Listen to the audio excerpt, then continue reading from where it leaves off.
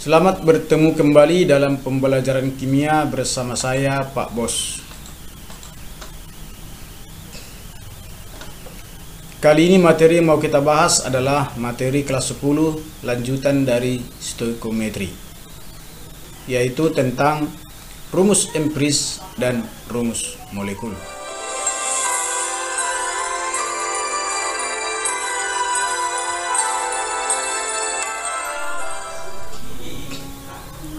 Rumus molekul adalah merupakan rumus kimia dari suatu zat. Sedangkan rumus empiris merupakan rumus perbandingan dari rumus molekul. Ada kalanya rumus molekul sama dengan rumus empirisnya. Artinya jika perbandingan dari unsur-unsur itu sudah merupakan perbandingan yang terkecil. Misalnya H2O, maka perbandingan terkecilnya tetap H2O. Maka rumus molekul H2O sama dengan rumus empirisnya. Kemudian yang kedua, rumus molekul C3H6. Ini masih bisa kita buat perbandingan yang lebih kecil, yaitu sama-sama kita bagi 3. Maka jumlah C dibagi 3 menjadi 1, jumlah H dibagi 3 menjadi 2. Maka rumus empiris dari C3H6 adalah CH2. Untuk C6H12O6, untuk memperoleh perbandingan terkecilnya, maka semua unsur kita bagi 6, sehingga jumlah C menjadi 1 dan H menjadi 2, O juga menjadi 1. Maka rumus empiris dari C6H12O6 adalah CH2O. Untuk C12H22O11, ini tidak mungkin lagi kita buat yang lebih kecil, karena 11 dengan 12 kalau dibagi 11, 12-nya menjadi pecahan dan sebaliknya. Maka rumus molekul C12H22O11 mempunyai rumus yang empiris yang sama dengan rumus molekulnya, yaitu sama-sama C12H22O11. Untuk C4H12O2, maka untuk mendapatkan perbandingan terkecilnya, semua unsur kita bagi 2. Maka C jadi 2, H jadi 6, O jadi 1. Maka rumus empiris dari C4H12O2 sama dengan C2H6O. Demikianlah untuk melihat perbedaan rumus empiris dengan rumus molekul. Karena rumus empiris adalah rumus perbandingan mol, maka untuk menentukan rumus empiris dari suatu senyawa, jika molnya diketahui, maka kita bandingkanlah mol masing-masing unsur. Misalnya molekulnya atau senyawanya CXHY, ini pemisalan saja, di mana X itu adalah jumlah C, Y itu adalah jumlah H. Maka rumus empiris dari CXHY itu sama dengan perbandingan mol C dengan mol H. Jika misalnya molnya belum diketahui, atau yang diketahui itu adalah massa dari masing-masing unsur dalam gram, maka rumus empirisnya adalah perbandingan dari massa dibagi AR C banding massa dibagi air H. Untuk senyawa yang lain, misalnya senyawa yang terdiri dari 3 unsur atau lebih, misalnya CXHYOZ, maka rumus empiris dari CXHYOZ sama dengan perbandingan mol C dengan mol H dengan mol O. Jika nanti yang diketahui masih dalam bentuk persen atau dalam bentuk massa, karena kita sudah pernah belajar tentang persen dari unsur di dalam senyawa atau massa unsur di dalam senyawa pada video sebelumnya, maka nanti bandingkanlah massa dibagi air C banding massa dibagi air H banding massa dibagi air O. Demikian untuk menentukan rumus empirisnya. jika sudah diketahui rumus empiris dari suatu senyawa, maka untuk menentukan rumus molekulnya kita gunakanlah rumus berikut. Rumus molekul sama dengan rumus empiris kali N, di mana harga N kita tentukan melalui cara MR dari rumus empiris yang sudah kita dapatkan dari perbandingan mol, kita kalikan dengan N sama dengan MR dari rumus molekul yang akan kita tentukan rumus molekulnya. Nanti MR-nya sudah diketahui di dalam soal. Maka harga N inilah yang pertama kita cari. Berapa nanti MR dari rumus empiris, berapa MR dari rumus molekul, maka dapatlah nanti diperoleh harga N. Setelah harga N diperoleh, maka kita kalikanlah nanti harga N itu ke rumus empiris yang sudah diperoleh sebelumnya. Nah, misalnya rumus empiris yang sudah diperoleh C2H6O.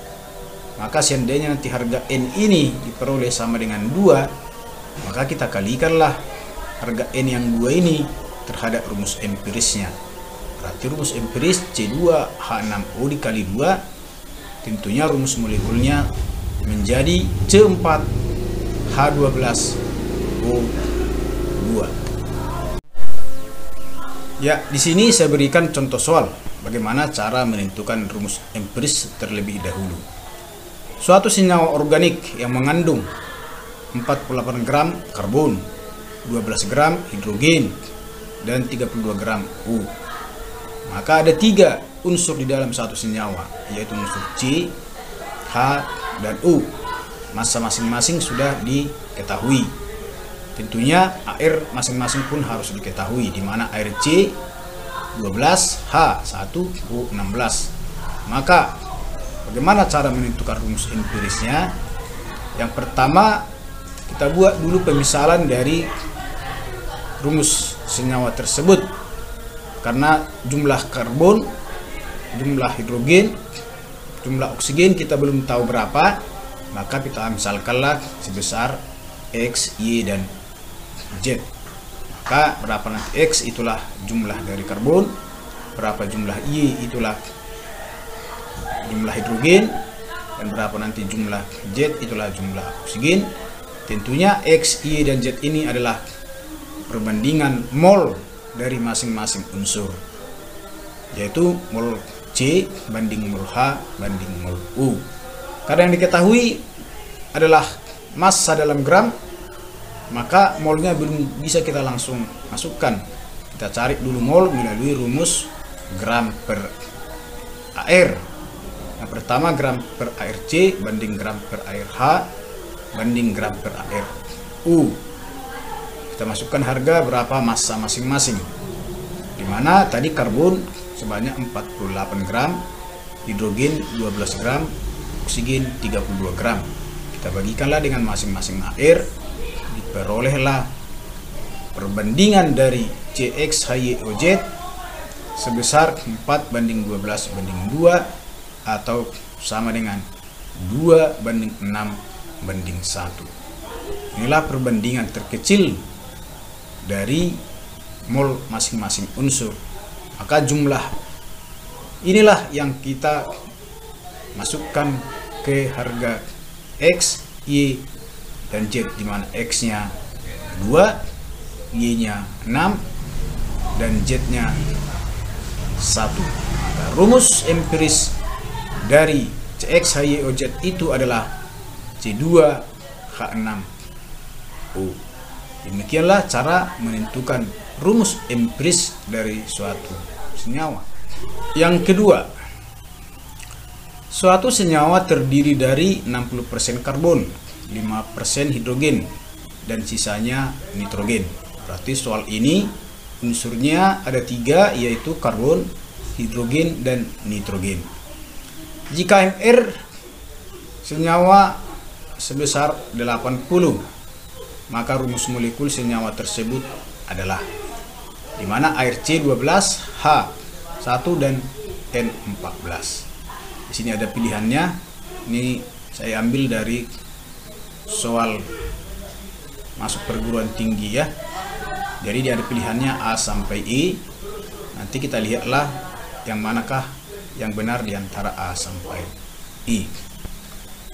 Jadi di sini langsung ditanya rumus molekul. Tetapi tetap untuk menentukan rumus molekul kita harus mencari dulu rumus empirisnya. Bagaimana untuk menentukan rumus empirisnya? Karena soal ini belum diketahui berapa massa dari masing-masing unsur. Ini masih dalam bentuk persen. Sebenarnya kita sudah mempelajari kadar zat, ya, kadar unsur dalam senyawa. Ada kadar dalam persen, ada kadar dalam massa. Maka untuk memudahkan kita, boleh kita misalkan dulu semua jumlah dari massa unsur-unsur yang terdapat di dalam senyawa ini sebesar 100 gram. Maka berapakah massa karbon di dalam satu senyawa ini? Kita lihatlah berdasarkan persentasenya. Di mana massa karbon sebanyak 60%, massa hidrogen sebanyak 5% dan sisanya nitrogen. Tentunya 60 tambah 5, 65, berarti sisanya 35% lah untuk nitrogen. Maka kalau dia 100 gram, 60% dari 100 gram berarti 60 gram. Kemudian 5% dari 100 gram sebanyak 5 gram. Kemudian sisanya tadi 35% nitrogen, berarti massa nitrogen sama dengan 35% dari 100 gram sama dengan 35 gram.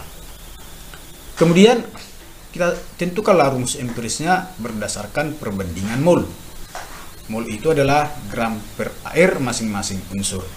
Berarti yang pertama untuk karbon, gram per airnya sama dengan 60/12. Untuk hidrogen 5/1. Untuk nitrogen 35/14. Karena tadi air dari N sebanyak 14. Kemudian kita hitung masing-masing, perolehlah 5/5/2,5. Untuk rumus empiris kita carilah rumus perbandingan yang terkecil, berarti sama-sama kita bagi 2,5. Maka perbandingannya 2/1, sehingga rumus empirisnya sama dengan C2H2N. Kemudian untuk menentukan rumus molekulnya, kita buatlah rumus empiris kali N sama dengan MR. Seperti yang sudah saya jelaskan tadi di atas, kita cari nanti MR dari rumus empiris. Rumus empiris tadi C2H2N kali N sama dengan MR dari rumus molekulnya. Maka jika kita cari ini berapa, C itu 12 kali 2, 24, H 2 kali 1 ditambah N 14. Maka MR dari C2H2N sama dengan 40. Baru dikali N. MR dari rumus molekul yang ditanya adalah sebanyak 80 sesuai dengan soal. Maka 40 kali N sama dengan 80, tentunya N sama dengan 2. Karena harga N sudah kita peroleh, maka untuk mendapatkan rumus molekul kita kalikanlah N yang 2 tadi dengan rumus empirisnya. Di mana tadi rumus empiris C2H2N berarti dikali 2. Maka C-nya menjadi 4, H juga menjadi 4, sedangkan N 2. Maka rumus molekulnya C4H4N2. Maka jika kita kembali tadi ke soal, maka kita lihat pilihan yang benar antara A sampai I tadi, maka yang benar adalah C, C4H4N2. Demikianlah cara menentukan rumus empiris dan juga menentukan rumus molekul jika diketahui massa ataupun persennya. Baiklah, ini rumus empiris atau rumus perbandingan dan rumus molekul itu salah satu pemanfaatan dari pemakaian konsep mol, di mana rumus empiris adalah merupakan rumus perbandingan mol. Nanti dalam pemanfaatan konsep mol, mungkin materi berikutnya adalah materi perhitungan melalui persamaan reaksi. Tentunya nanti kita harus belajar dulu bagaimana itu bentuk dari persamaan reaksi. Ikuti terus pembelajaran saya di Pak Bos Channel supaya jangan ketinggalan materi-materi selanjutnya. Baiklah, sampai sekian pertemuan kita kali ini. Kita bertemu kembali dalam video pembelajaran berikutnya. Salam sehat.